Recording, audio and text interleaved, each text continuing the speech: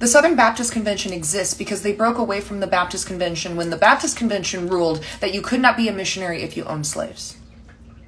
That's the reason they exist. And evangelicals did not care about things like abortion or most political issues. They considered abortion a Catholic issue. And even for the Catholics, it was only since 1869 when Pope Pius IX ruled that abortion was unallowable for a Catholic from the time of conception, overturning St. Augustine's previous law of it was allowable up until the quickening, or about 20 to 24 weeks. So what changed? Well, in 1971, Green versus Colony changed. And what it said was that you could not have a charitable institution like a school, like a tax-exempt school attached to a church, and discriminate against people of color. Because if you were discriminating and causing segregation, it was by default not a charitable institution, and they were ineligible for tax-exempt status. Now, this was under Nixon. Nixon had no interest in enforcing this because the religious right and the major churches supported Nixon and his corruption, and actually supported him more after Watergate than they did beforehand. But when evangelical Jimmy Carter came into office and he said,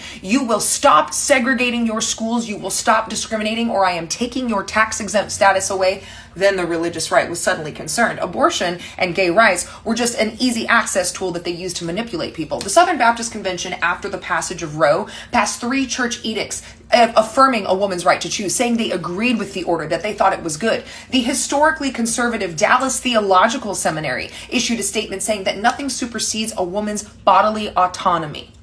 And then in 1978, when he was risking losing his tax-exempt status, Jerry Falwell taught his first anti-abortion sermon. Paul Weyrich, who founded the religious right, he's also the founder of the Heritage Foundation with Coors beer money, tried to rally the religious right around prayer in schools, pornography, against the ERA. Yes, they have always opposed equal rights for women. That's not new. And things like abortion. And it didn't work until money and race got involved. When they could no longer segregate their schools and get their tax-exempt status, they now suddenly had a moral axe to grind with gay rights and abortion. And so how are they resegregating schools and bringing back those segregation academies that were started by religious white men who didn't want rich white kids to have to go to school with black kids? They're using school vouchers. Because now the public is funding these private schools that are not obligated to take the public, right? You're funding the school that you don't have access to. They are getting public funds, but not having to take the public, not having to be accountable for where those funds are going, and they get to pick their students. Welcome back to segregation academies. And the white church still wants to act like they have some moral ground to stand on.